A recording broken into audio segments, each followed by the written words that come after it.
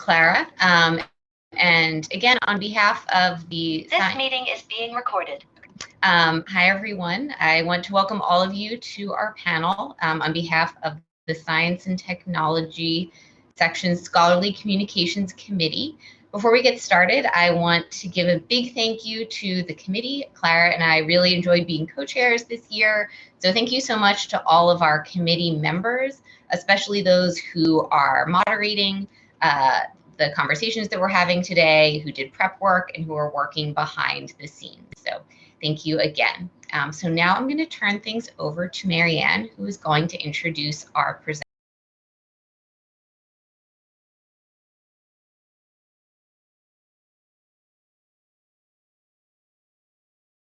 All right, well, good morning or good afternoon, depending on where you are. I'm Marianne Brucky, and I wanted to just give a little bio of our presenters. We're very grateful to have three amazing individuals willing to talk to us today. I'll start with Steph Crowell, who's also on our committee, which we're grateful she's wearing multiple hats. Is a reference and instruction librarian at Utah State University. They also serve as a liaison librarian to the College of Science, which includes many of the university's STEM departments. Their professional interests include critical librarianship, information justice, ethics, and human information interaction. They will be presenting first.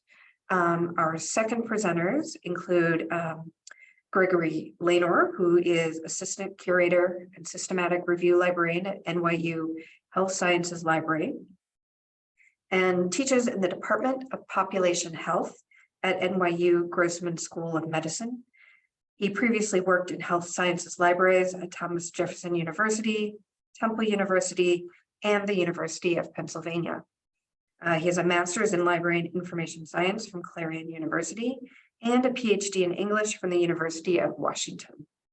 His focuses include evidence synthesis, health professions education, and the recruitment and training of health sciences librarians. He writes a column on emerging technologies and their impact on healthcare, information, and education for the Journal of Electronic Resources in Medical Libraries. Finally, we have Natalie Taggy. She is the Assistant Program Director, Research Advisory Services at the University of California, San Diego Library. She was previously head the Podiatry Library and Education Services Librarian at Temple University Health Sciences Libraries. She has a master's degree in library and information science from the University of Illinois and a Master of Public Health from Temple University.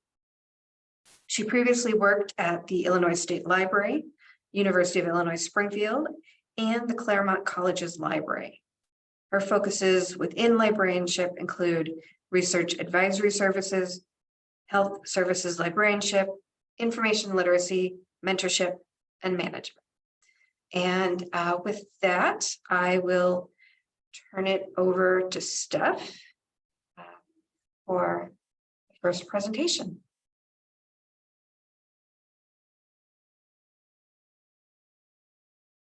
It probably helps if I unmute, huh? Okay, so let me get the slideshow started.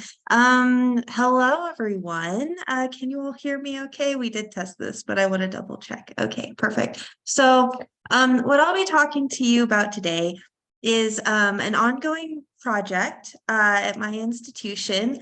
It's mostly being done by me and our scholarly communications librarian, who unfortunately can't be here today, so I'm going to do my best. Where we figured this open science thing is kind of booming. You may all know it is the year of open science, lots of changes happening. I, as a liaison librarian, am getting tons of requests saying, how do I do a data management plan? What does this new legislation mean for us? All those sorts of things. So before we get into the actual toolkit and what that means, I'm just going to give you a little bit of context of where I'm coming from. So I'm a librarian at Utah State University, which is Utah's land and space grant university. We have multiple statewide centers over the state of Utah that are all connected under the USU banner. There are roughly 25,000 students in the system. That number is growing every year. Fortunately, we're very glad to see it.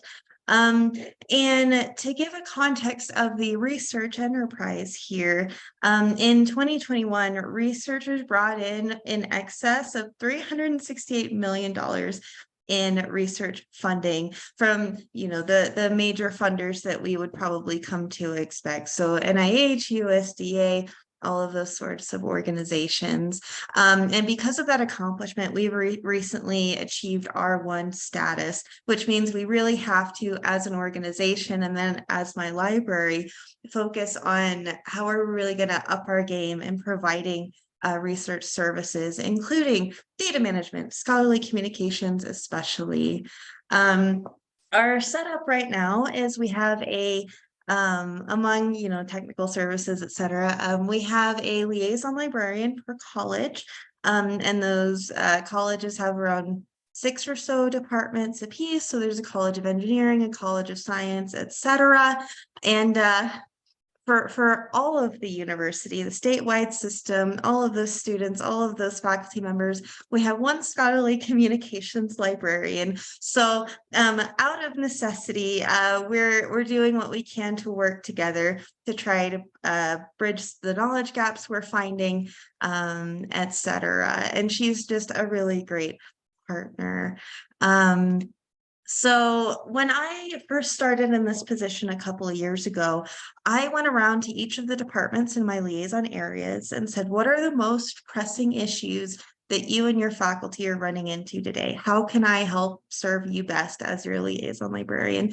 And the question that came up overwhelmingly was, what do we do about article processing charges? And if you're not familiar with that phrase, an article processing charge is essentially a fee that a researcher pays to a publisher in order to get their article published in open access. So something like Nature, we pay lots of money in a subscription to access Nature articles, but a researcher can take on a certain financial burden and of an APC to get that published actually in an open way under Gold Open Access or one of the other many colors of open access. So this problem was presented to me as an equity issue, particularly for junior faculty in these departments who are under much more pressure to get their works published in a larger, more prestigious journal, where the financial burden of going open,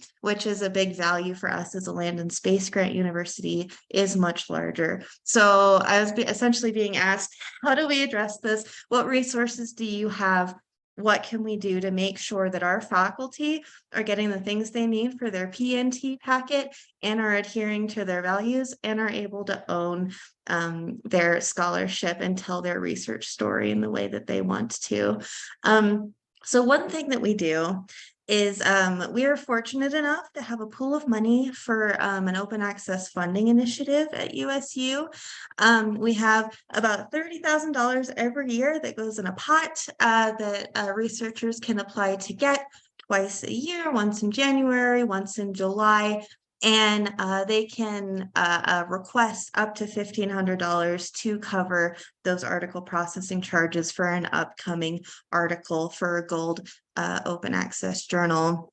They can only receive one award a year, and they have to, as part of our terms and conditions, provide a copy of their article to our institutional repository.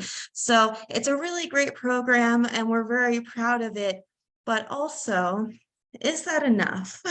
After some evaluation, some exploration, and acknowledging of the fact that as soon as this funding window opens, it is gone. The answer is no. And I put just a little statistic here, since I mentioned Nature earlier. The minimum article processing charge for publishing that Gold Open Access is about $10,000. And we're able to provide up to 1,500 of that. So where do they get the rest of the money? How is this going to be a sustainable enterprise for them? Unfortunately, and I'm sure many of you can relate, the library can't just make money appear out of thin air to help fund these projects as much as we want. The fact that we can do as much as we can is really impressive from my perspective, but we can't really ask for more money to address this problem. It's a little bit more systemic than what we as a library can achieve. So my friend and colleague, Erica Finch, who is the scholarly communications librarian, thought up the idea that, okay, if we need systemic change, if we need institutional support from either the broader university level, maybe a state legislature level, maybe even a national legislature level, we need to think about advocacy tools. And that's where this toolkit really comes into play. So now I'll just talk about some components of it. This is still very much a work in progress, and it's gone through many iterations in the time that we've been working on it, which I'll get into.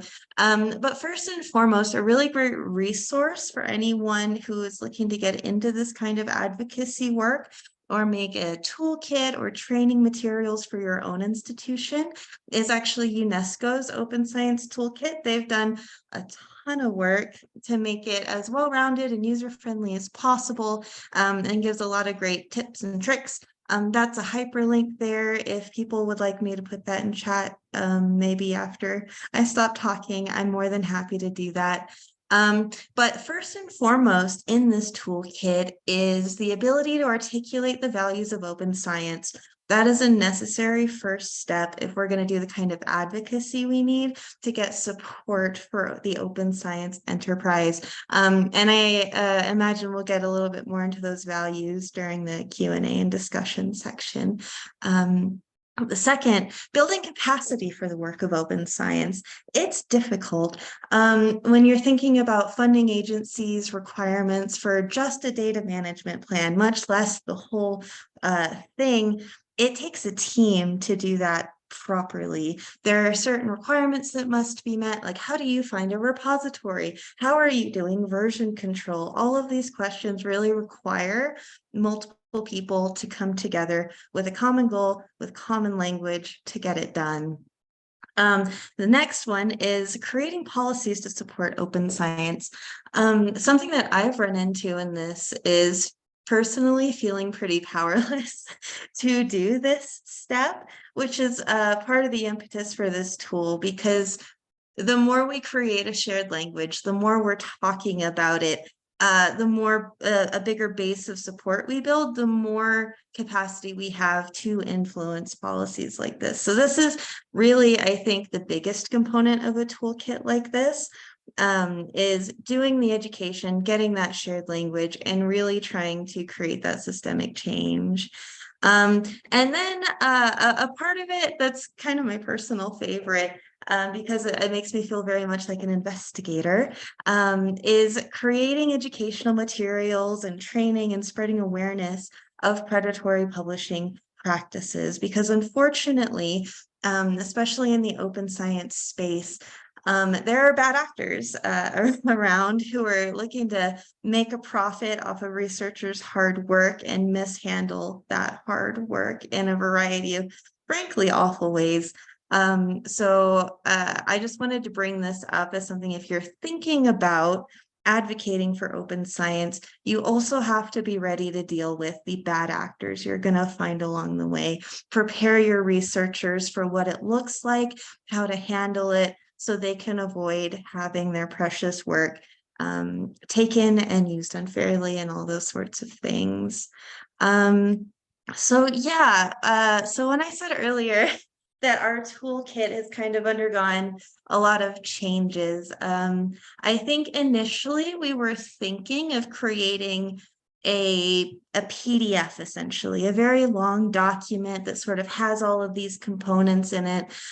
So what are the open science values that we're promoting? What are policies that we've seen that work? What are international precedents that we can lean on when we're advocating for ourselves? Just going bit by bit by bit by bit. But something we've found is that it's a little more practical to create a more modular experience for our folks while we're building this. So what I mean is the Year of Open Science is happening, and NASA in particular has made beautiful curricula to follow to kind of teach these concepts to folks.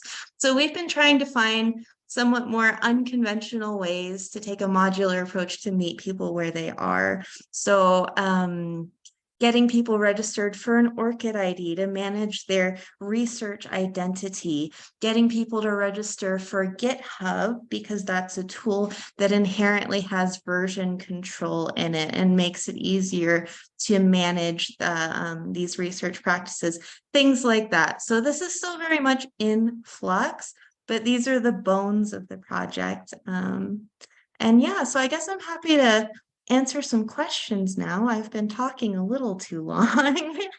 So let me stop sharing.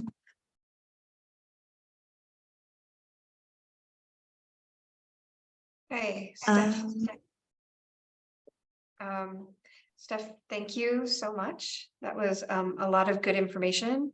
I have a couple of questions for you, but I see one in the chat that comes from Bonnie. Does 30,000 come from the library's collection budget or someplace else? That's a great question that I actually don't know the answer to. So if you want to send me a follow-up email, I can get that information to you. Sorry, I can't be more helpful for that one. No, that was a great question. How do you think the new federal guidelines on open and equitable research will impact open science in the US? So that's a really difficult thing to gauge because I think in conversations with my colleague, we anticipate there's going to be some pretty major pushback from the publishers we've all grown to know and love/hate. And we're not really sure what the extent of that is going to be, whether it's even further skyrocketing article processing charges in rebellion. But what we are certain of and what we have been seeing is that our faculty are paying attention to this. Our faculty know that this has happened and they're reaching out to us about it because they are concerned. So almost as soon as I saw the first news story drop about all of this, I got several emails, which is unusual because at least my faculty, they don't reach out unless something's wrong, so I don't hear from them very often. But suddenly they were like, hey, can you come in and do a presentation for us about what this means? Can you tell us about it? Like, what do we need to be watching out for? So it really has provided a great opportunity for us to do a lot of that open science education, like how do we deal with our data, all that sorts of stuff. So I think, at least based on what I'm seeing, the effect on research in the US is that I'm hoping it leads to more scientists kind of collectivizing around this, because I think the uncertainty, at least at my institution, is really creating communities of practice as a byproduct. And we're doing our best to kind of fan the flames, so to speak. So. Okay, great. I want to encourage anyone, I think we've got a couple more minutes before the next presenter, if I'm looking at the agenda correctly. And so if you have questions, please drop them in chat. We'll have more time at the very end after both presentations, if a question doesn't come to you until later.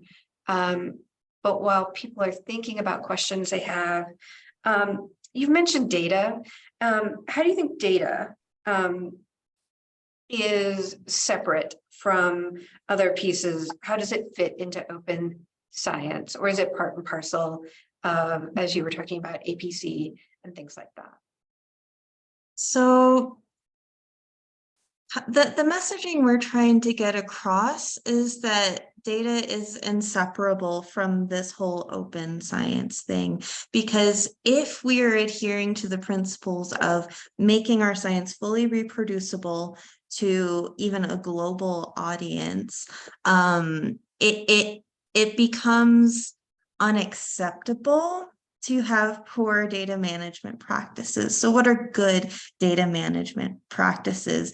Another bit of messaging about data that we've started trying to communicate is that your researcher identity isn't just based on your articles and your books and your think pieces, it's also from your data sets. Can you be known as someone in your community who produces good data that is usable by other scientists?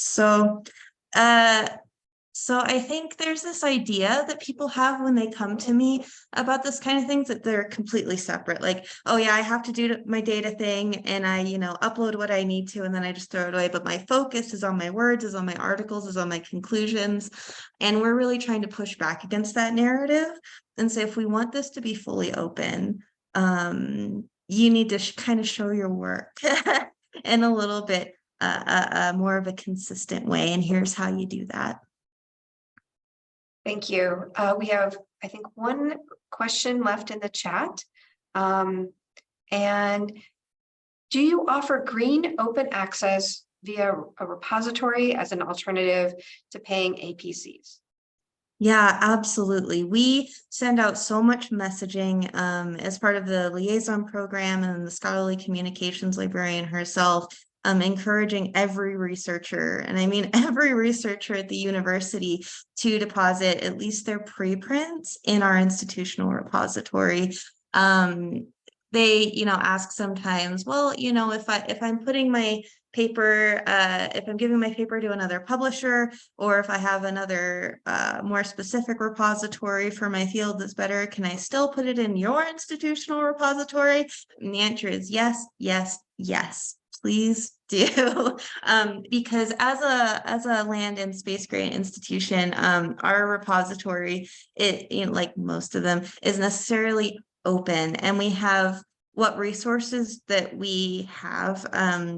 We promote that to the community. We try to make sure it's search engine optimized. So every single time we have this conversation with a researcher, we ask, have you set up a digital commons profile yet? Did you know you can do that for free?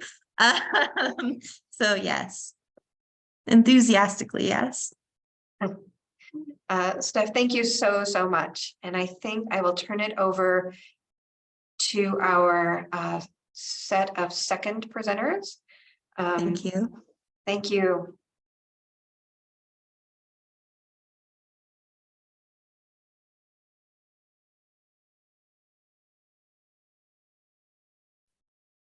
Hello, everyone. I guess tell me if you can't see my slides or can't hear me.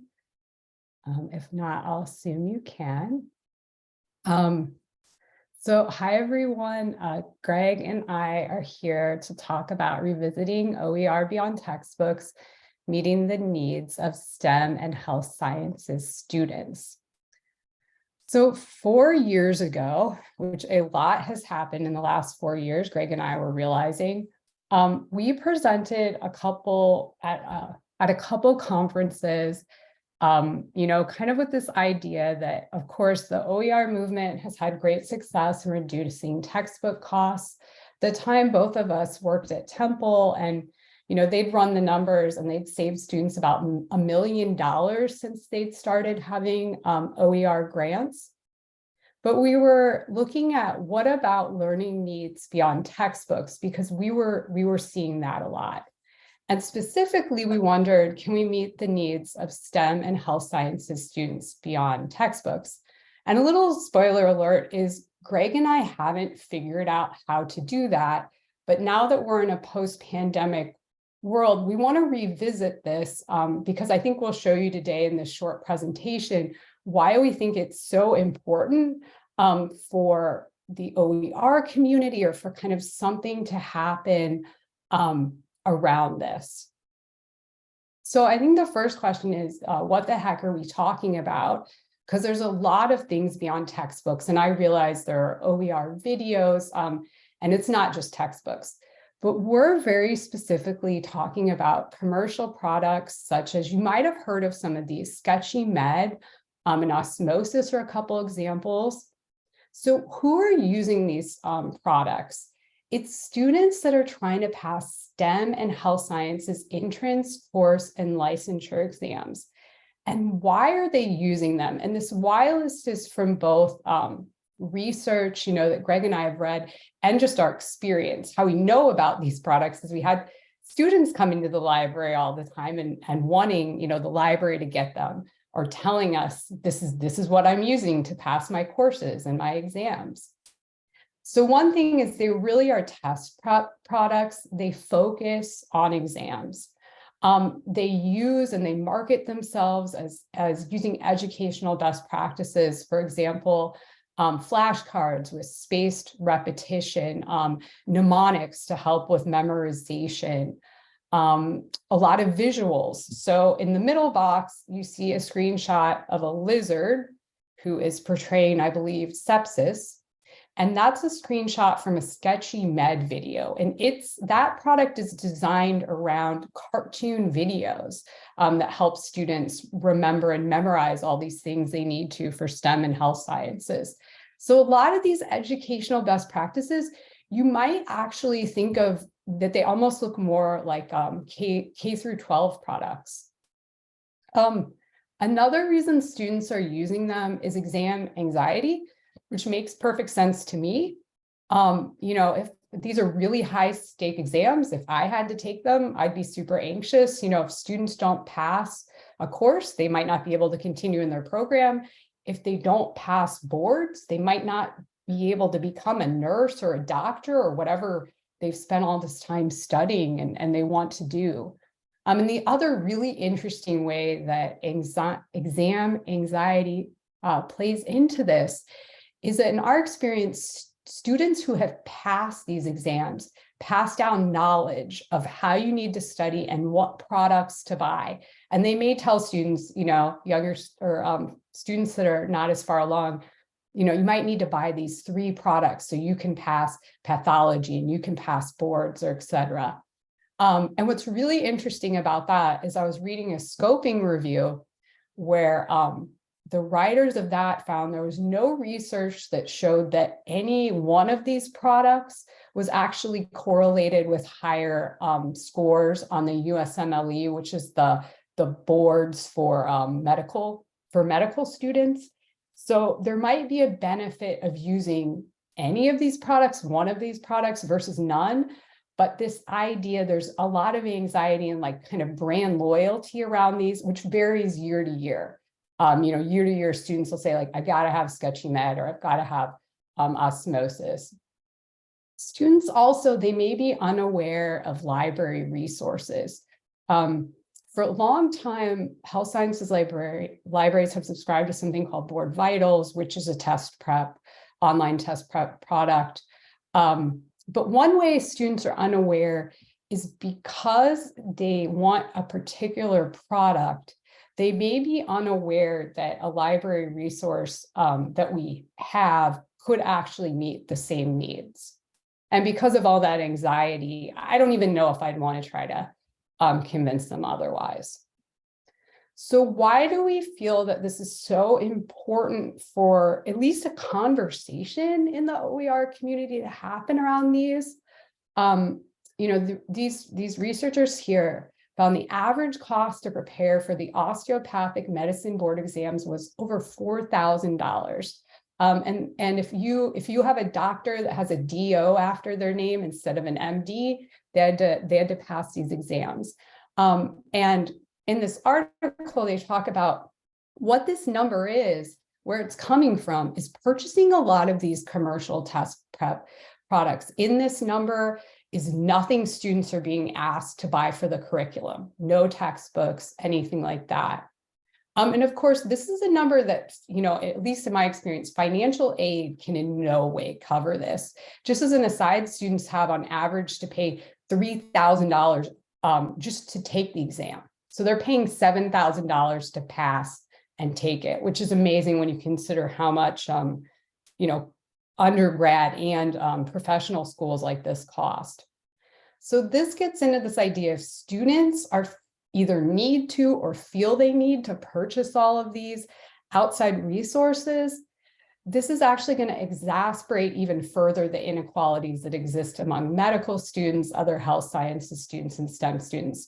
So that's really why we feel like it's worth revisiting this conversation to see if something can be done.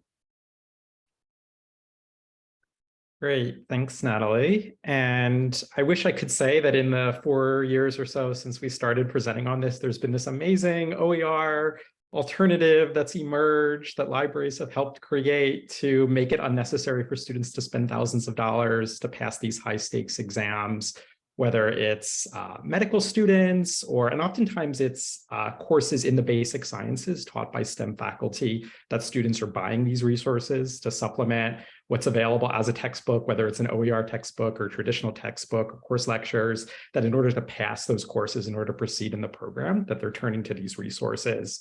And also students trying to get into medical school, other health professions who are often STEM undergrad students, right? For entrance exams, that's where they're turning to these resources. So I wish I could say, oh, there's this amazing OER platform that makes it unnecessary to buy Sketchy. Instead, what's happened actually is that there's been more huge venture capital investment in Sketchy and these other companies, and they've moved actually from selling to individual students to trying to get libraries and institutions to license them. So it's sort of gone in the other direction.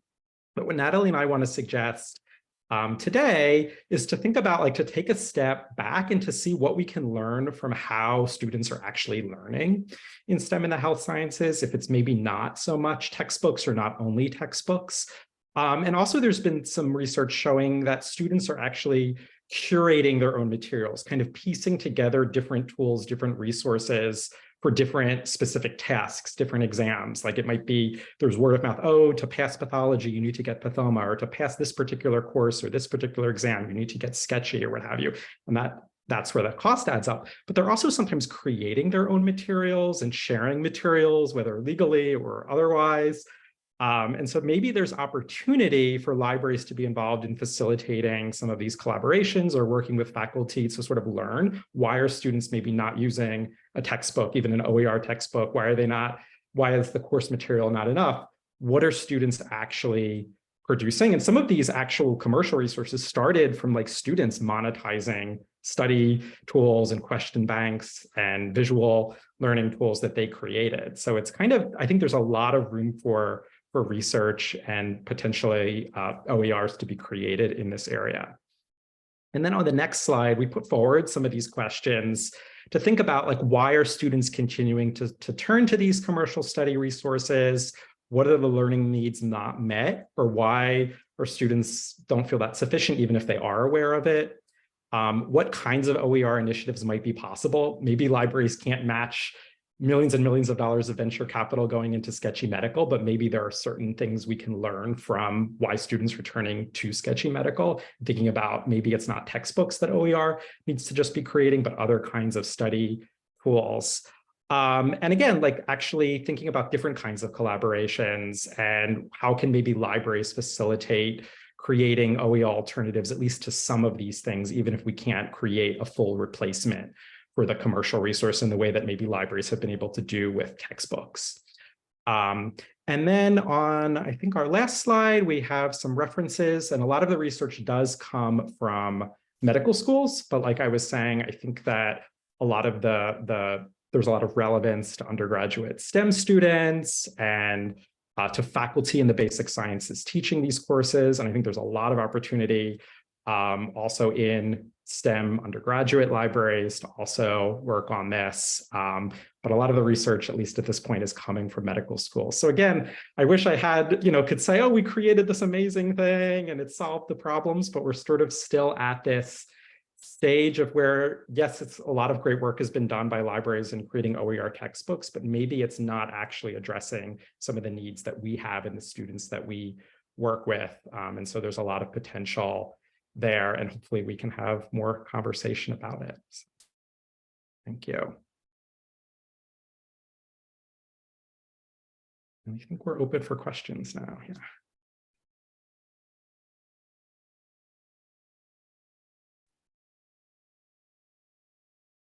Yeah, so we have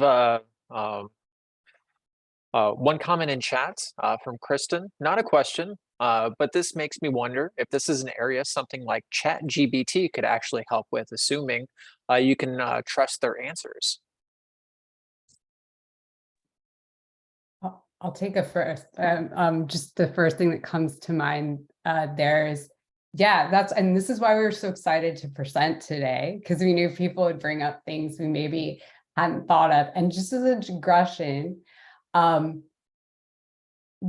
faculty that I've interacted with about ChatGPT have been medical faculty at UC San Diego. And in my experience, medical students were always looking for a way to maybe diagnose without diagnosing, to feed in the information. So I actually do think there will be a huge uptake with ChatGPT in the health sciences, and there's a lot of interest. So that makes sense that there also will be around education, I think, too. Greg, do you have anything to add? Not specifically to that. I was trying to catch a lot of great comments, but written by actual human librarians, not by ChatGPT, I think, the comments in the chat. I was just reading, I don't know if, I'm just trying to catch up with the chat, sorry. So Bonnie asks, hearing about students curating materials, creating and sharing materials, I wonder if this might be a case where open pedagogy with some faculty oversight might be an option, if not within the curriculum, perhaps a student organization. Yeah, Bonnie, that's a great comment and question. And there are some examples, I think, smaller scale collaborations, like for something, a particular area of the curriculum where either students or faculty have created study materials.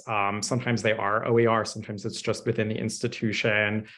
So it doesn't necessarily fully replace these like complete packages that the commercial resources have, but I can think of an example at my own library. My colleague, Juliana Magro at NYU Health Sciences Library worked with pharmacology faculty. That was a sort of students were not performing well on that course content. And so they created, with Juliana facilitating it, working with students and faculty for pharmacology to create Anki, which is like a spaced repetition platform for flashcards. So they kind of converted course content into these Anki cards to sort of learn, okay, we're going to actually try to use some of these platforms and these educational, whether they're best practices or just ways that students prefer to learn, to actually adapt course materials. So I think I think, Bonnie, like your suggestion of kind of bringing faculty into that, somebody else mentioned working with student organizations, that might be something that libraries can do, at least even for specific parts of the curriculum. Maybe we can't create an OER sketchy, but we can create OER, spaced repetition, study tools using either open source or easily, adaptable platforms to do some of that. So yeah, I think there's a lot of opportunity. And I just mentioned one example I happen to know about, but there are some other examples. And maybe there needs to be more of a better repository for some of this. I'm just sort of thinking on the fly, but yeah. Erica just asks, with test prep materials, particularly with certification exams, copyright applies and you have to pay to reuse questions from previous tests. So how does this apply to this situation? Well,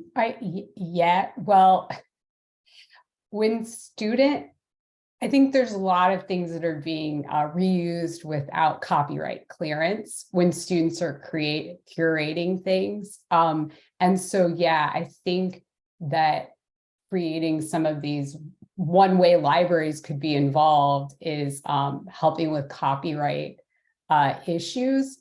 I don't know in the case, that's great for the commercial products.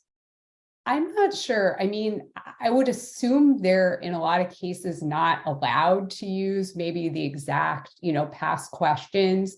I don't know how they're choosing to do that. Greg, anything to add?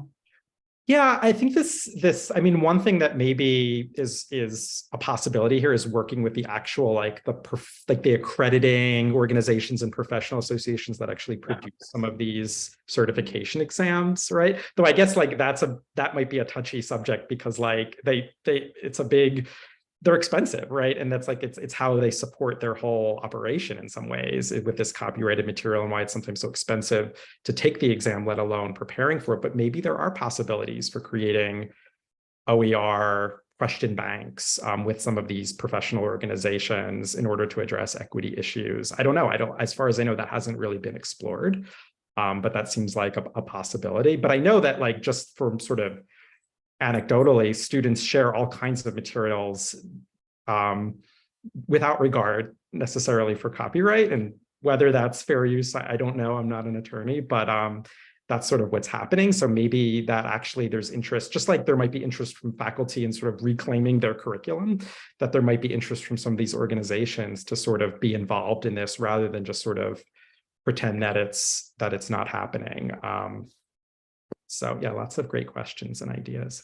And one just interesting thing I'd add to that is because these tend to be such competitive programs, I don't necessarily know if students from one medical school would want their stuff turned into an OER that then any medical students in the country could access. That's like an interesting little thing here. They'll pass on things within this school, but not necessarily outside of it, unless maybe to friends or something. Right. And one possibility there, I know that's come up in discussions that Natalie and I've had and other colleagues, is maybe some of the platforms or sort of best practices or trainings could be open. And then because of the culture of medical schools and sort of other professional schools, sometimes in graduate schools in the STEM area, that maybe it's not so much the content, but like the formats that could be made open or that libraries can support. So it might be different than some of the approaches to OER textbooks. But. All right, great. We might have time for one more short question, but otherwise we can move on to broader panel discussion and questions. Thanks, Brian. So yeah, now we'll open the floor to questions for all of our panelists, general discussion. So feel free to share your own work or issues that you've encountered. When will the slides and recording be available? So yeah, we'll send out an email. Just to note that the recording will be added to the STS YouTube channel, so you should be able to access it there once we upload it. So yeah, please feel free to put your questions in the chat, and I will just kick off our general discussion with a question from the committee for all of our presenters. And both of the projects that you talk about involve advocating for OER resources. So have you encountered any challenges in doing this, or do you have any advice for other librarians who are interested in OER advocacy?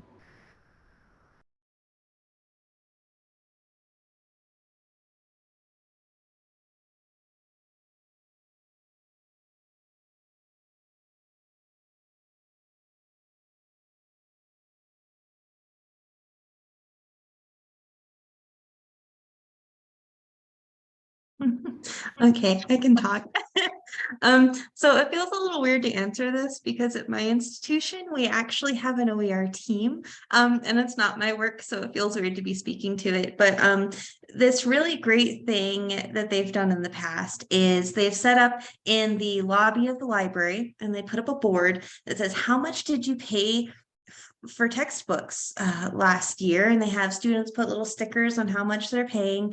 And the results of that are really astounding. The amount of financial drain that these books are putting on students is astronomical. And along with that, they put, if you weren't paying all that money on textbooks, what would it go towards? And one of the top answers is food. So having evidence like that really does help form a case for this is why we need to be making these materials. They also keep a running total of the amount of money that they have saved students by working with professors to implement OERs in classes. So I think a combination of those things together can really help open a conversation in a really powerful way. So.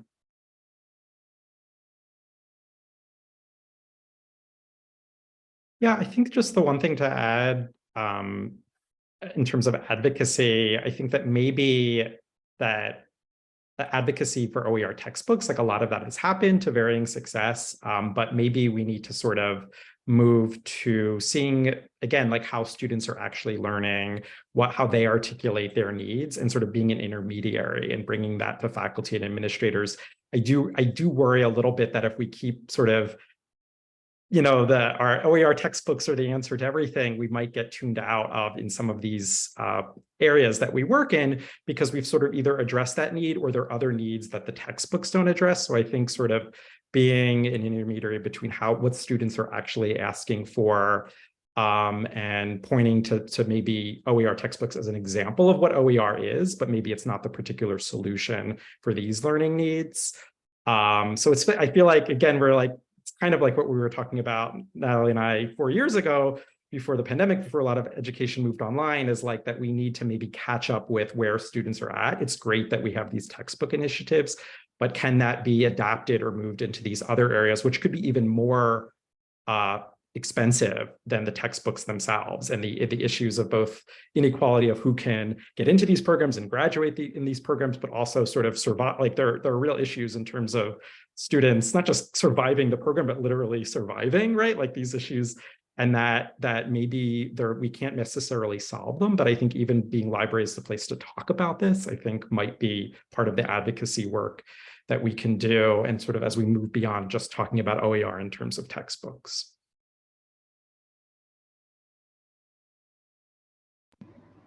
Great, thank you. So I have one last question from the committee, and that is about collaboration. So all of our panelists collaborated with other librarians in their work. We were curious how you were able to identify colleagues who were interested in this work. And if there were other stakeholders outside of the library that you collaborated with, that would be really helpful to know about too.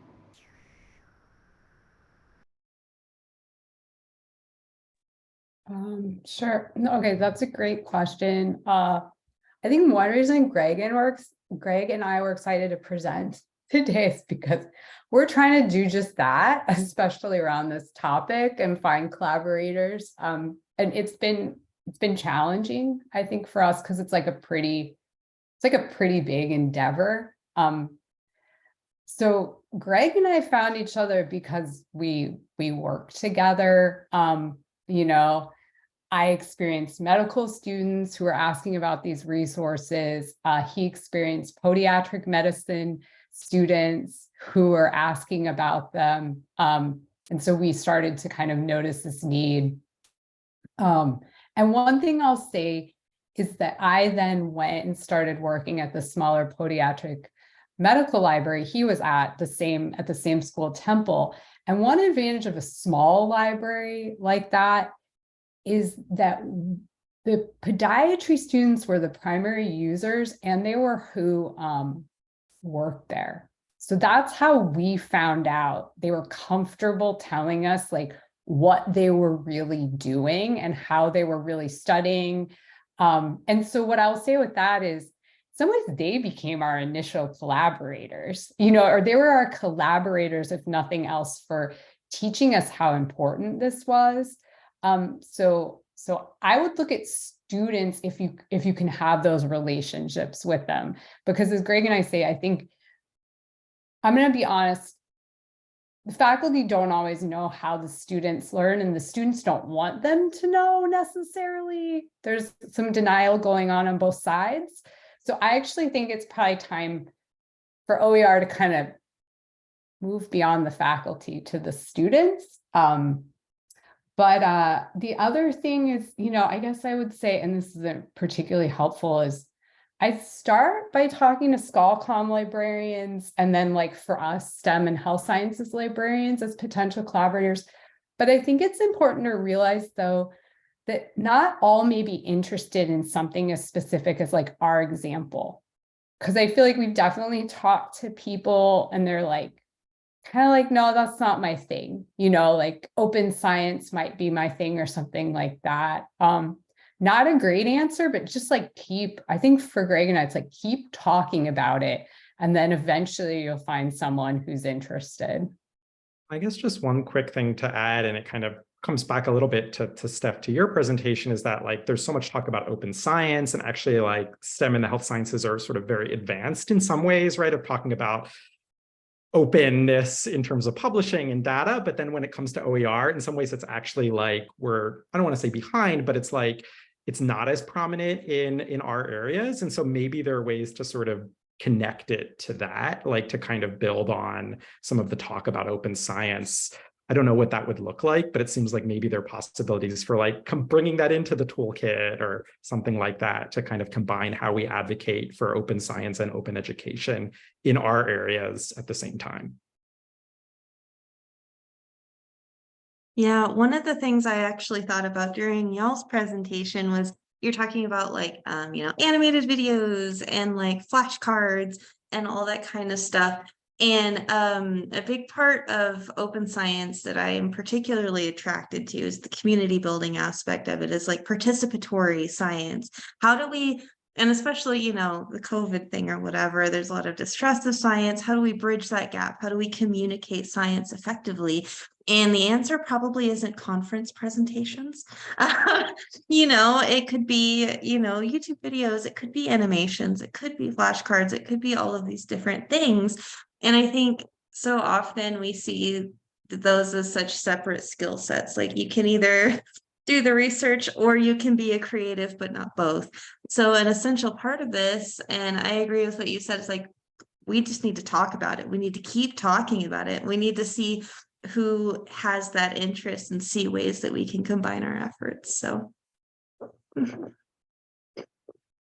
And one just quick thing to add is when I was speaking a little bit about this to our really great ScholComm librarian at UC San Diego, she said you really need to talk to like the DEI folks at the medical school, because one way she saw approaching this is as this huge inequity issue. And I think that, I hadn't really like thought of that. Now, what's interesting about that is she was basically suggesting go to an administrator. And like a lot of these schools are pretty hierarchical. So she's like, go to an administrator. If this becomes, an equity issue, then it kind of like might be kind of forced as an issue. So that would be another way to find, I think, collaborators.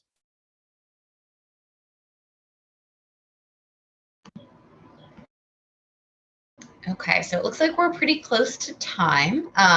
So I want to thank all of our presenters on behalf of the ScholComm committee.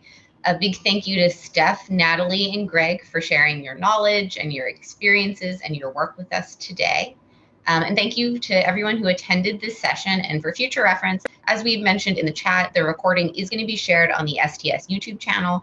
And when that's available, we'll send out an email to anyone who was registered for the session. So you'll have access to it. Okay, so thanks everyone. It was great seeing all of you, and have a nice afternoon or morning or evening, wherever you are. Bye, everyone. Thanks for having us and being here.